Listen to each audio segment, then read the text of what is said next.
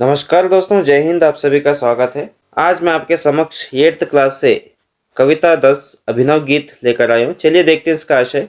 चलिए देखते हैं इस कविता से हमें क्या सीख मिलती है। इस कविता के द्वारा बच्चे जीने की कला सीखते हैं। कष्ट के समय में भी हंसते रहने और सबको सुख देते रहने की कला का परिचय दिलाना इस कविता का उद्देश्य है।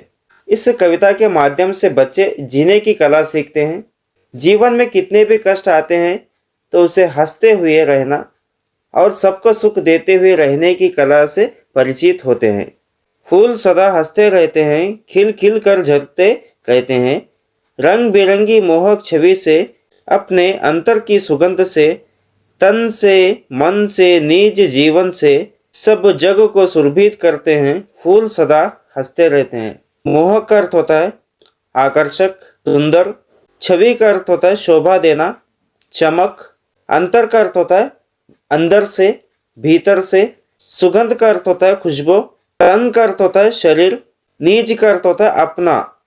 निज जीवन से मतलब अपने जिंदगी से, अपने जीवन से।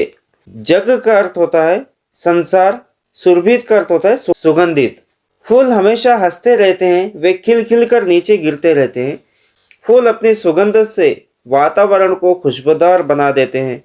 वे हमें सिखाते हैं कि जीवन में हमें सबके साथ में मिलजुल कर और प्रेम और स्नेह भाव के साथ में रहना सिखाते हैं। जीवन में जितनी भी कठिनाई आने दो, कितने भी मुसीबतें आने दो, हंसते हुए मुसीबतों का सामना करना चाहिए। सभी लोगों को सुख देकर जीना चाहिए। जीने की कला दूसरों को हंसाने में है। फूल कभी अपने छोटे जीवन के बारे में शिकायत नहीं करते, बल्कि वे निरंतर सबको प्रसन्न करते रहते हैं, लोगों को हंसाते रहते हैं। रहो सदा सबसे हिलमिल कर, कष्ट सहो जीवन में हंस कर, जियो सदा सबको सुख देकर। फूल यही हमसे कहते हैं, फूल सदा हंसते रहते हैं। हमें जीवन में सभी के साथ मिलजुल कर रहना चाहिए।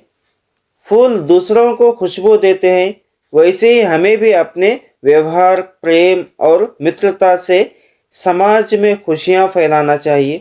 जीवन में चाहे कितनी भी कठिनाई आने दो, मुश्किल आने दो, मुसीबतें आने दो, हमें उनका सामना हंसते हुए करना चाहिए। दूसरों के जीवन को सुंदर बनाना ही सच्चा जीवन होता है। फूल हमें सिखाते हैं कि हमारा जीवन परोपकार और सद्भावना से भरा होना चाहिए। फूल हमें यह प्रेरणा देते हैं कि हमें अपने जीवन को दूसरों के लिए सुंदर और उपयोगी बनाना चाहिए।